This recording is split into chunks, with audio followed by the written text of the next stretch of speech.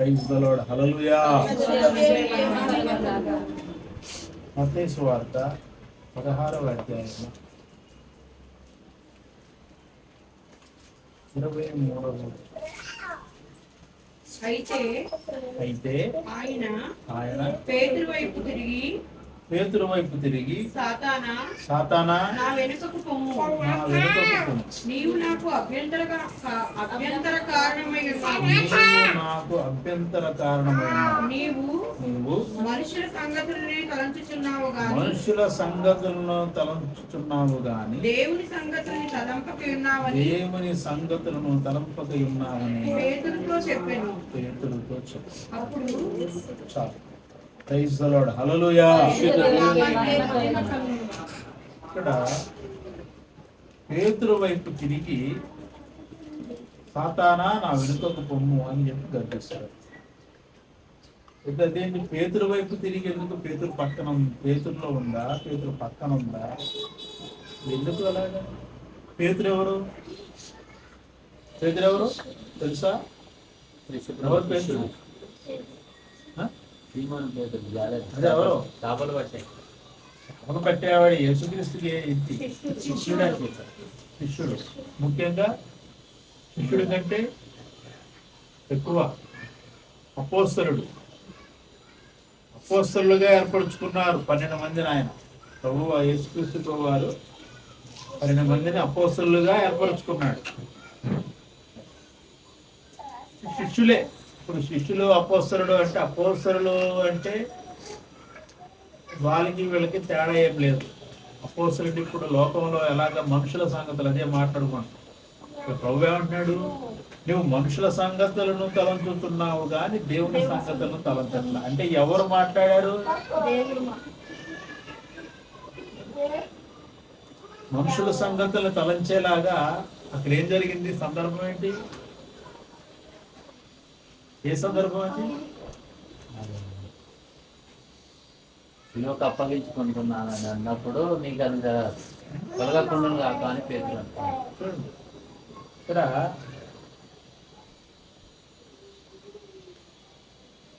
ఎన్నడూ అది కలగదని ఆయన చంపబడి 3వ దినం లేచుడు అగత్యమని యేసు తన శిష్యులకు తెలియజే మొదలుపెట్టగా పేతురు ఆయన చెయ్యి పట్టుకున్నాడు.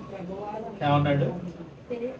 పేతురు ఆయన చెయ్యి పట్టుకొని అది నీకు దూరం అవును కాక అది నీకెన్నడూనో కలగదని ఆయనను గద్దింపసాగాడంట. ఎవరిని? యేసుక్రీస్తు ప్రభు వారిని పేతురు ఏం చేశాడు? చెయ్యి పట్టుకొని గద్దిస్తున్నాడు. అది అన్నటికీ నీకు కలగదు, అది నీకు దూరం అవ్వాలి. చాలా జాగ్రత్తగా ఉండాలి.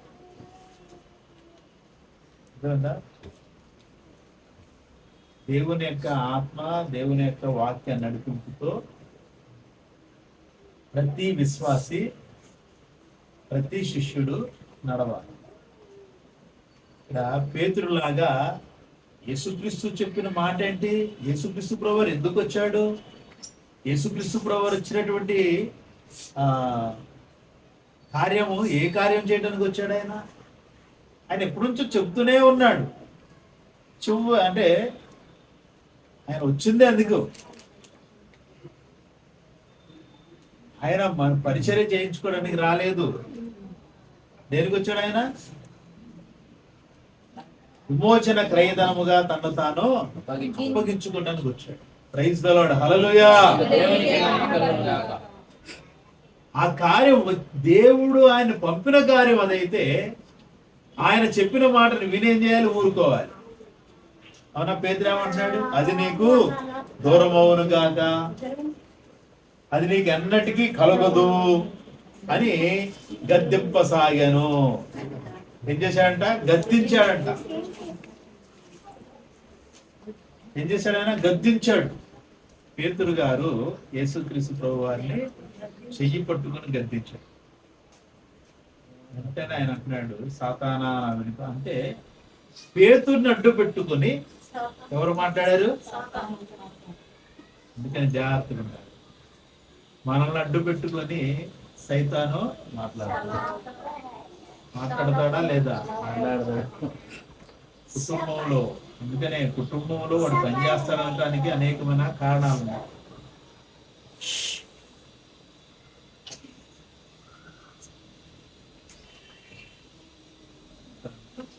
చాలా జాగ్రత్తగా ఉండాలి. మనం మాట్లాడే మాట దేవుని సంబంధమా, దేవుని ఆమోదయోగ్యమా? ఎవరు మాట్లాడేస్తున్నారు? పేతురు మర్చిపోయాడు. అది పేతురుకి తెలియదు.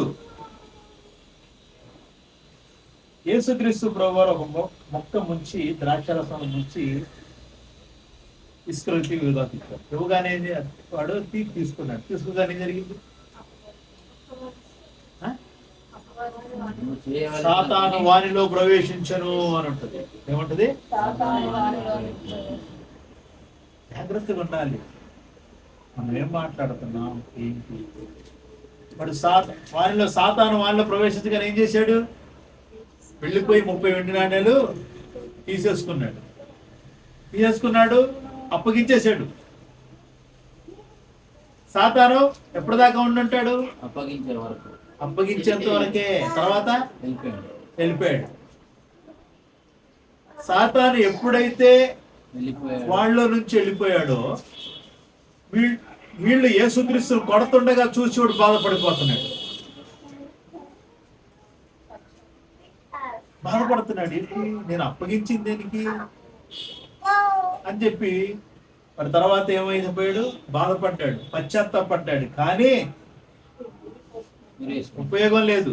చివరికి ఉరి పోసుకునే స్థితిలోనికి వెళ్ళిపోయారు. కానీ పేతురు విషయంలో అలా జరగల. పేతురు అప్పగించలా. పేతురుకి దేవుని వాక్యం తెలుసు. ఇస్కరియోతు యోధాలాగా డబ్బు కోసం యేసుని వెంబడించలా. పేతురు దేవుని రాజ్యం కొరకు వెంబడించాడు. యోధా డబ్బు కొరకు వెంబడించాడు. యోధా డబ్బు కొరకు వెంబడిస్తూ అలాగే ఆయన దగ్గర తిరిగాడు. పేతురు దేవుని రాజ్యం కొరకు, దాన్ని సంపాదించడం కొరకు, ఎలాగా దాన్ని సంపాదించుకోవాలి ఆయన దగ్గర నేర్చుకోవడం కొరకు ఆయన పక్కన తిరిగాడు. పేతురు తనకున్నటువంటి ఆస్తిని సమస్తాన్ని వదులుకున్నాడు.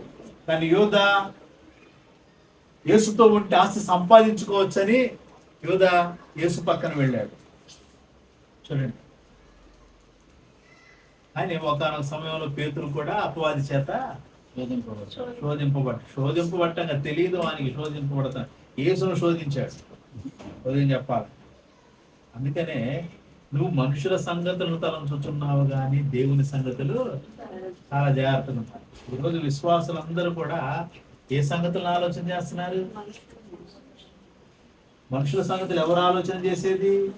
ఏం తినాలి, ఏం తాగాలి, ఎలా సంపాదించుకోవాలి, ఎంత కూడబెట్టుకోవాలి, ఎంత కూడబెట్టుకుంటే నేను రేపు నా కుటుంబం గెట్టనయ్యింది.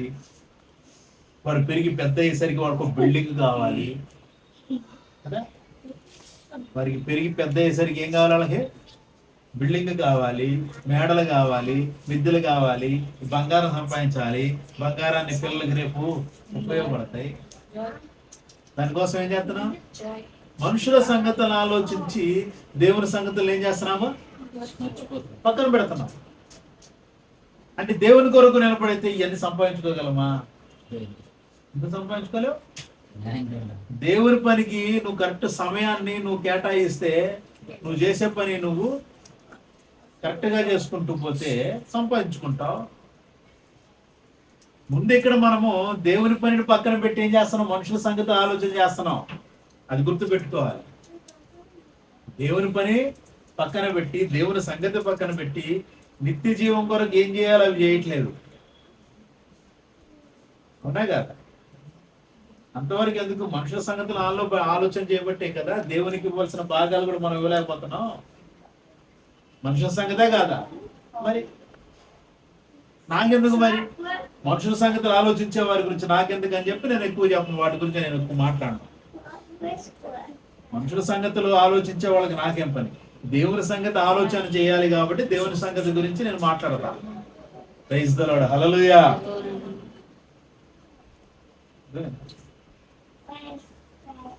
ఒక సేవకుడు బాధపడుతున్నాడు, సంఘంలో ఇలా జరుగుతుంది.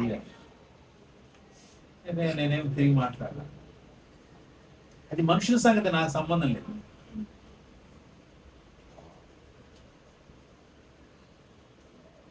అర్థమైందా? మనుషులు అలా ఆలోచన చేసి దేవుని పని ఏం చేస్తున్నారు? నిర్లక్ష్యం చేస్తున్నారు. మనుషులు దేవుని సంగతులు ఆలోచన. ఇక్కడ పేతురు అదే అంటే, అది నీకు దూరం అవ్వాలి. ఏది దూరం అవ్వాలి? దేవుడు ఏర్పాటు చేసిన యేసుక్రీస్తు మీదకున్న ప్రణాళిక దూరం అవ్వాలా? అదే చెప్తాను. చూడండి ఎంత అది నీకు దూరం అవ్వను కాక. దేవుని సంగతి అది. దేవుని సంగతి ఏంటి? యేసు చనిపోయి సమాధి చేయబడి తిరిగి 3వ దినాన లేవాలి. ప్రైజ్ ది లార్డ్, హల్లెలూయా.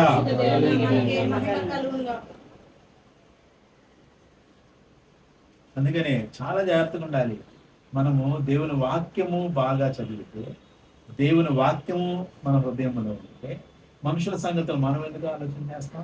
అదే పేతురు యేసుక్రీస్తు చేసినటువంటి బోధన హృదయంలో పెట్టుకుని ఉన్నట్లయితే, యేసుక్రీస్తు ప్రభువారు చనిపోవడానికి వచ్చాడు, సమాధి చేయబట్టడానికి వచ్చాడు, తిరిగి 3వ దినాన లేవటానికి వచ్చాడని చెప్పి ఆయన వచ్చిన కొద్ది రోజులకే చెప్పడం ప్రారంభించాడని చెప్పి ఆ రోజు అర్థం చేసుకున్నట్టయితే, ఈ మాట అనేవాడు అపవాది వాణిని పట్టుకునేది కాదు.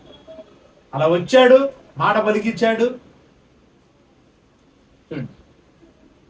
వెంటనే యేసుక్రీస్తు ద్వారా గద్దింపబడ్డాడు. సాతానా నా వెనుకకు పో అంటే యేసుక్రీస్తు గుర్తించాడు. అది ప్రైజ్ ది లార్డ్, హల్లెలూయా. ఆ గుర్తింపు ఉందా? శిష్యులుగా ఎవరికన్నా గుర్తింపు ఉందా? ఎవరిలో ఏం పని చేస్తుంది?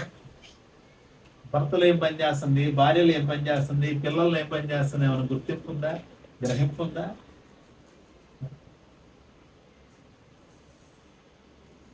మనం మాట్లాడే మాటల్లో దేవుని మాట, దయ్యపు మాట అర్థం చేసుకోవాలి.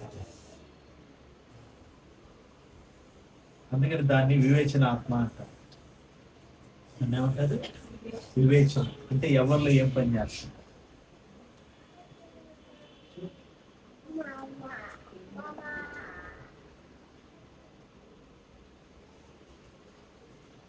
వచ్చేవారు వెళ్దాంలే ప్రార్థనకి అనేది ఎవరు ఆలోచన? ఏం పర్వాలేదులే, అనారోగ్యంతో ఉంది, ఆరోగ్యంతో ఉన్నావు, కూర్చో, ఇంట్లోనే ఉండు, రెస్ట్ తీసుకో. ఎవరు ఆలోచన?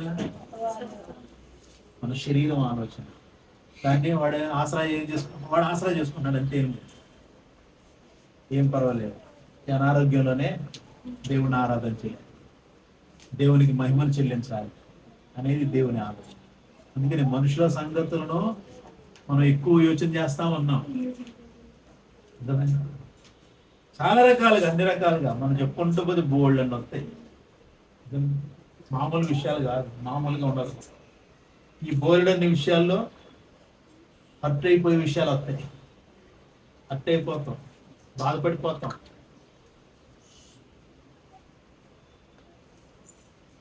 సేవకుడు ఒక విశ్వాసం గురించి మాట్లాడతా, ఆ విశ్వాసం అంటున్నాడంట, ఎందుకండి చర్చికి వచ్చిన దగ్గర నుంచి వాక్యంతో మీరు తిట్టడమేగా మమ్మల్ని చేసేదా అంటే, దేవుడు చెప్పే మాట ఆయన మార్చుకోమని కాదంట, తిట్టినట్టు ఉంటుందంట. విశ్వాసం ఎలా ఉంటుందంట? తిట్టినట్టు ఉంటుంది. ఎక్స్పీరియన్స్డ్, ఎన్నో ఏళ్ళుగా విశ్వాసిగా ఉన్నాడు సంఘంలో. ఆ విశ్వాసి కంట మార్చుకో అంటే, నీ జీవితం అలా ఉంది కాబట్టి, దేవునికి వ్యతిరేకంగా ఉంది కాబట్టి దేవుడు తన వాక్యంతో మాట్లాడుతాడు. ఎందుకు అనుకోట్లా? దేవుని యొక్క ఆత్మకు అన్నీ తెలిసి నీ వ్యక్తిగత విశ్వాస జీవితంలో దేవుని వ్యతిరేకమైన ఆలోచన తలంపులు ఉన్నాయని దేవుడు వాక్యంతో మాట్లాడుతున్నాడు. అలా ఎందుకు తీసుకోవట్లేదు?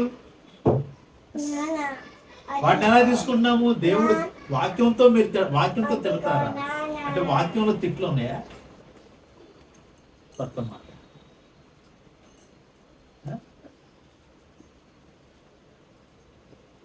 దేవుడు మాట్లాడేది అర్థం చేసుకొని దాని ప్రకారంగా నడకను మార్చుకుంటారని దేవుడు వాక్యంతో మాట్లాడతాడు. ప్రైజ్ ది లార్డ్, హల్లెలూయా. ఈ వాక్యము దేవునిది. మనం చదువుతున్నప్పుడు, మనం చదివేటప్పుడు ఇది నీకే అని నాకు అనిపిస్తుంది. ఎస్ అవును, నేను ఇలా ఉన్నా, ప్రభు నా జీవితాన్ని మార్చు. అంతేనా? అలా అనుకుంటామా? చదివేటప్పుడు అలా అనుకుంటాం, మరి చెప్పేటప్పుడు అలా ఎందుకు అనుకో? చెప్పేటప్పుడు ఏమనిపిస్తుంది? కావాలని చెప్తున్నారు నాకు, కావాలని చెప్తున్నారు. అవునా? చెప్పండి. అనుకునే వాళ్ళ గురించి నేను అనేది, అనుకోనటువంటి వాళ్ళు కాదు. అనుకునే వాళ్ళు ఏమనుకుంటారు? కావాలని అనుకుంటారా లేదా? అందరూ కాదు, ఒకళ్ళ. అఫ్కోర్స్ అదేదో సామెత ఉంది, ఎంత కొంచెం నిప్పు ఏం చేస్తుంది? అడువంతా తగలబెట్టింది. అలాగే అలాంటి వాళ్ళు ఒక్కడున్నా చాలు, మనసులు పాడైపోతారు. సంఘంలో ఉన్నా ఒకవేళ వాళ్ళు నిజంగా వాక్యంలో బలహీనలు అయితే పాడైపోతారు, సమస్యలే. వాక్యంలో బలంగా ఉన్నవారైతే ఏమంటారు? ఖండిస్తారు, బుద్ధి చెప్తారు. వద్దు, అలా అనుకోవద్దు. దేవుని వాక్యం మనతో ఎలాగైనా ఎప్పుడైనా మాట్లాడి. ప్రైజ్ ది లార్డ్, హల్లెలూయా. మనతోనే ఇంకోటి, అలా అనుకునే వాళ్ళు టీవీ పెట్టి కూడా అదే వాక్యం వస్తుంది, సమస్య లేదు అందులో. అవునా కదా? కరెక్ట్. అది టీవీ పెట్టిన అదే వాక్యం వస్తుంది, నువ్వు ఎక్కడికైనా వెళ్ళు అదే వాక్యం వస్తుంది. అంటే దేవుడు నిన్నేం కోరుకుంటున్నాడు? మార్పు కోరుకుంటున్నాడు. కాబట్టి ఆ మాటలు, అంతేగాని వాళ్ళకి ఏమైనా తెలుసా? పోయి ఎవరికి తెలుసు? చెప్పండి, ఎవరికి తెలుసు నీ హృదయంలో ఉన్నది? అదా అపోస్తలుడైన పౌలు అంటాడు. అందుకని చాలా చక్కగా మొదటి కొరింథీ మొదటి పత్రిక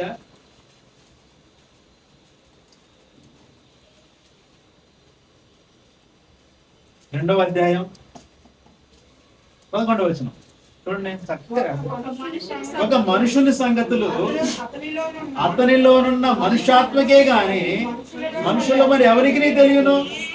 చాలు చూడండి, అసలు పరిశుద్ధాత్ముడు ఎలా మాట్లాడుతున్నాడు చూడండి. ఇది రాయించింది ఎవరు? పరిశుద్ధాత్ముడే కదా. అవునా? ఏం రాస్తున్నాడు? ఒక మనుషుని సంగతులు అతనిలోనున్న మనుష్యాత్మకే గాని మరి ఎవరికి తెలియదు. అంటే మీరు మీ ఆత్మకే తెలుస్తున్న సంగతులు మాలాంటి వాళ్ళకి, అంటే మీ ఆత్మ ఏంటో మీకే తెలుసు. కానీ ఇంకోటి,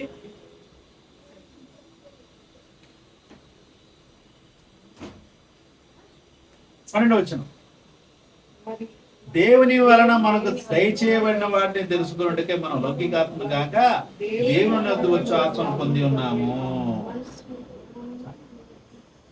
అయితే దేవుని ఆత్మకి అన్నీ తెలుసు, అంతేనా?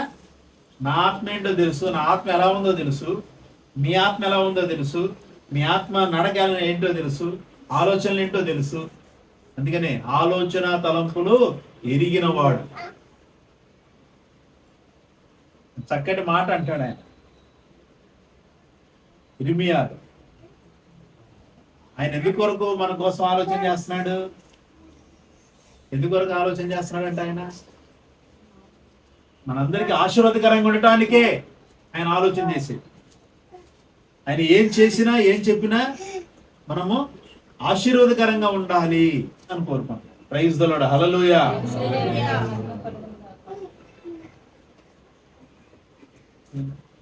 కాబట్టి చాలా జాగ్రత్తగా ఉండాలి. మనము దేవుని సన్నిధిలో ఏ సంగతులతో ఆలోచన చేస్తున్నాం? నువ్వు మనుషుల సంగతులను తలంచుచున్నావు కానీ దేవుని సంగతులు తలంపక ఉన్నావు. మనుషుల సంగతులు ఇంకో ఉదాహరణ మాట్లాడుకోవచ్చు. మొన్న ఒక సందర్భంలో ఒక డిస్కషన్ ఒకటో జరిగింది. యేసుక్రీస్తు ప్రభువారు చనిపోయి సమాధిలో పెట్టబడ్డాడు. ఆయన ముందే ఏమన్నాడంటే, చనిపోయే ముందు ఒక మాట చెప్పాడు, 3 రాత్రులు 3 పగళ్ళు ఆయన భూగర్భంలో ఉండాలి అని. అంటే దానికి ఒకళ్ళు ఏమన్నారంటే, 3 రాత్రులు 3 పగళ్ళు ఆయన ఉండాలన్నాడు, మరి 3 రాత్రులు 3 పగళ్ళు అయినాయా అని అడిగితే వాళ్ళు ఏమంటారంటే, ఇప్పుడు చనిపోయిన ఒక వ్యక్తిని సంబంధించి 3వ రోజున ఎప్పుడు అంటారు అనే సందర్భం వచ్చింది. మూడో రోజు ఎప్పుడంటే ఇవాళ చనిపోయారు ఒక వ్యక్తి, మూడో రోజు ఎప్పుడైంది? అంతేగా. ఏది మనుషుల సంగతిలో అదొక మూడవ రోజు, మనుషుని లెక్క ప్రకారం. కానీ దేవుని లెక్క ఏంటి? 3 రోజులు అంటే 3 రాత్రులు 3 పగలు. గడవాలిగా. మరి నువ్వు ఇంకా మనుషుల సంగతిలో ఆలోచన చేస్తున్నావే సైతాన్ లాగా. యేసుక్రీస్తు కూడా అంతేనంట. ఆయన చెప్పింది 3 రాత్రులు 3 పగళ్ళు అన్నాడు. వీళ్ళేం లెక్కేసుకుంటున్నారు? శుక్ర శని ఆది 3 రోజులు 3 దినాలు. ఒక పెద్ద సేవకుడు, ఆ సేవకుని ఇక్కడున్న సేవకురాలు పిలిచింది పెద్ద మీటింగులు పెట్టి, ఆయన కూడా శుక్రవారం చనిపోయాడు, ఆదివారం లేచాడు, అయిపోయింది 3 రోజులు అన్నాడు.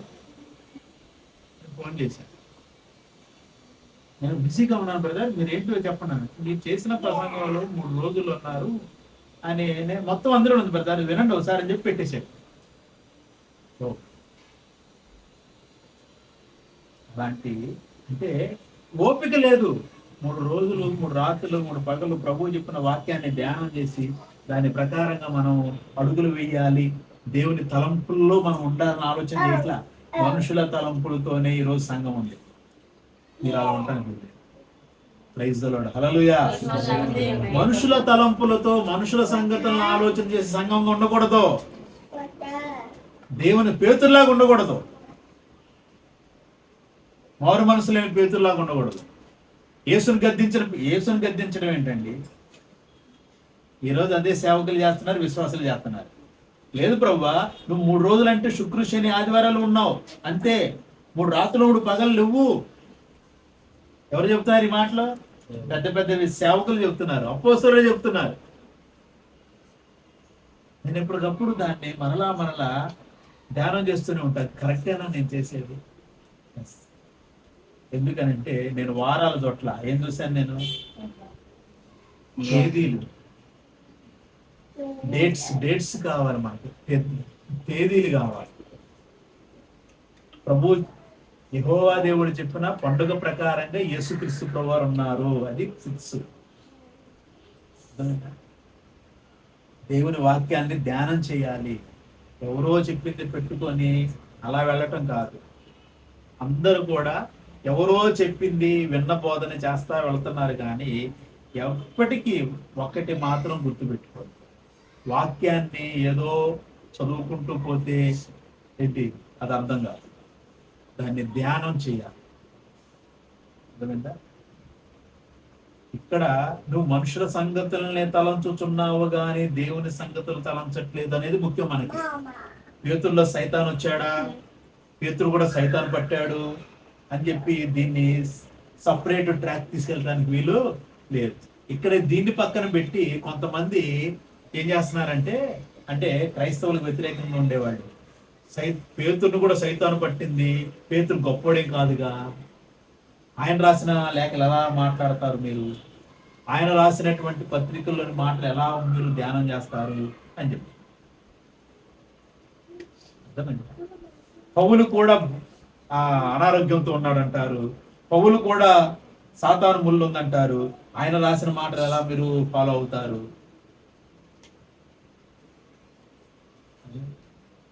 ఆ మాటలు అనేవాళ్ళు వాళ్ళు చదివేది కూడా దురాత్మతో పట్టిన వ్యక్తి వల్లనే రాయబడింది, వాళ్ళకు తెలియట్లేదు.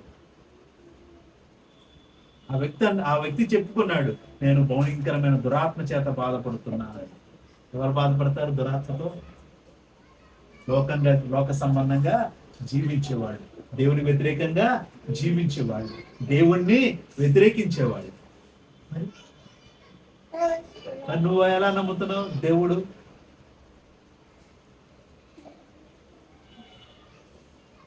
ఆయన చెప్పినటువంటి దేవుడు ఉన్నాడని చెబితే ఏదో రాస్తే ఆయన చదువు రాదు, ఆయన రాయలేదు, ఆయన శిష్యులు రాశారు. ఎవరు రాయించారు? దేవదూత రాయించింది. దేవుడు చెప్పిన మాటలు నీకు రూఢియా? దేవదూత చెప్పిన మాటల? దేవుడే డైరెక్ట్ చెప్పినటువంటి మాట మా జీవితాల్లో నెరవేరుతున్నాయి కదా అంటే ఆలోచన. అంటే ఇలాంటి వాళ్ళు సంఘంలో చేరి సంఘాన్ని కూడా గలిబిలి చేస్తున్నారు, జాగ్రత్తగా ఉండాలి. అందుకనే మీరు వాక్యముతో ఉంటే, వాక్యము మీలో ఉంటే వాక్యాన్ని ధ్యానం చేసేటటువంటి శక్తితో ఉంటే ఎవరు మీకు ఏమీ వేరే వేరే బోధలు చేయాల్సిన అవసరత లేదు. మనుషుల సంగతులు లోకములో ఉన్న అనేకమైన ఆరాధన అవునా కదా, మనుషుల సంగతులే కదా, మనుషుల ఆలోచన రీతే కదా. ఏదో వాళ్ళు ఉండాలి అని చెప్పి అహరోనుతో మాట్లాడి అహరోను బెదిరించి అహరోను అందరి దగ్గర బంగారం తీసుకొని దాన్ని బంగారం కరిగించి పోత దానిలో పోసేసి ఇదిగో మీ దేవుడు అని చెప్పి పెట్టేశాడు. ఎవరి ఆలోచన అది? మాకేదో ఒకటి కావాలి ఇప్పుడు అర్జెంటుగా, మమ్మల్ని ఇక్కడ నడిపించినటువంటి దేవత కావాలి మాకు తయారు చేసి అడిగారు. వాడు తయారు చేసి మరి ఏం చేస్తాడు? లేదంటే చంపుతాడు. చచ్చిపోవచ్చుగా, చంపుతాడు భయపడే కంటే చచ్చిపోవచ్చుగా. భయపడ్డాడు. భయపడి ఏం చేశాడు? పోత పోసిన విగ్రహాన్ని ఇచ్చి ఇదిగో ఒక దూడను తయారు చేసి ఇచ్చాడు. ఆ దూడను ఎవరు పూజిస్తారు? ఐగుప్తులు పూజిస్తారు. ఇక్కడికి వచ్చింది ఏమైంది? నంది అయింది. ఐగుప్తు నుంచి వచ్చిన దూడ ఇక్కడ నంది అయింది. అదేమంటే లేదు లేదు మేము ఇక్కడే పుట్టాం, ఇక్కడే పెరిగాం, ఇక్కడే అంత కాదు. అక్కడి నుంచి ప్రతి ఇక్కడికి వచ్చిన తర్వాత వాళ్ళు అనుకున్నవన్నీ నాశనాలు చేసేసి లేదు మనం సపరేట్గా కొత్తది సృష్టించాలని చెప్పి వాళ్ళు కొత్తగా నూతనంగా రకరకాల అందమైన అన్ని తయారు చేశారు. అఫ్కోర్స్ కానీ ఏదైనా మూలాలను మాత్రం వాళ్ళు వదలలేదు. జాగ్రత్తగా ఉండాలి. మనుషుల సంగతులను ఆలోచన చేయకూడదు. Praise the lord. హల్లెలూయా. మనుషుల సంగతులను ఆలోచన చేయటం ఎవరి పని అది? క్రీస్తుకు వ్యతిరేకంగా ఉండేవాళ్ళ పని, అపవాది పని, వాని దూతల పని. కానీ మన పని ఏంటి? దేవుని సంగతులు ఆలోచన చేయాలి. Praise the lord. హల్లెలూయా. దేవుని కొరకు అంతే. మనం చేసేది ఏదైనా సరే నేను దేవుని కొరకున్నా అని మనం అనుకొని ఫిక్స్ అయితే మనకు అనారోగ్యం ఉన్నా, ఏ రోగం ఉన్నా, ఏమున్నా ఆయన ఆరాధన చేయడానికి ఆ సంగతిని బట్టి వచ్చేస్తాం అంతే. Praise the lord. హల్లెలూయా. దేవుడు అటువంటి వారిని ఆశీర్వదిస్తాడు, స్వస్థపరుస్తాడు, బలపరుస్తాడు, నడిపిస్తాడు. అందులో ఏమాత్రం సందేహమో లేదు. లేదు లేదు వారి సంగతులు వారే ఆలోచన చేసుకుంటారనుకో, నువ్వు దేవుని ఆరాధన చేసే మనసు ఉండదు, దేవుని ఆరాధన చేయడానికి కూడా రాలేదు. నామకార్థంగా జీవించడమే అదంతా. ఒకవేళ వెళ్ళినా నామకార్థంగా ఏదో వెళ్ళామంటే వెళ్ళామంతే. కాబట్టి చాలా జాగ్రత్తగా ఉండాలి. అంతే దినాల్లో ఉన్నాం. మనుషుల సంగతులు ఆలోచన చేయకుండా దేవుని సంగతులను ఆలోచన చేసే ఆత్మ నడిపింపుతో వాక్యముతో ఉండడానికి తాపత్రయపడడం. దేవుడి మాటలను ఆశీర్వదించి తన కృపతో తన ఆత్మతో నింపి నడిపించును గాక. Amen. Praise the lord. Hallelujah. నీతి స్వరూపుడు యెహోవా ఘనమైన నామానికి మహిమ కలుగును గాక. ఆమేన్. ప్రార్థన చేద్దాం.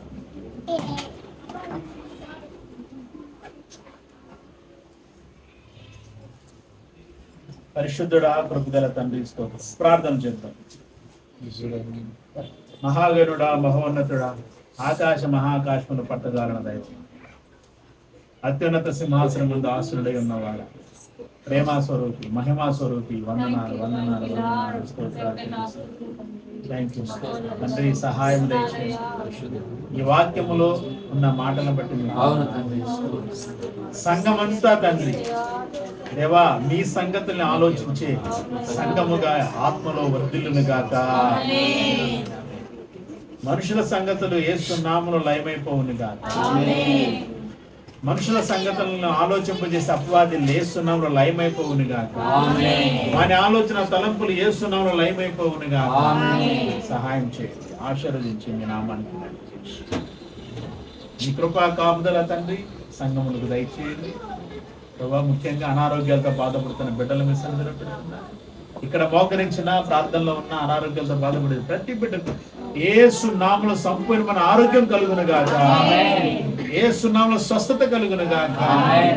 సహాయం మీ కృపాత్మతో ప్రతి బిడ్డను ఆశీర్వదించండి, అభిషేకించి మీ నామ మహిమార్థమే తండ్రి వారిని మీ పరిచర్యలో నిలబెట్టండి, నడిపించండి. Thank you.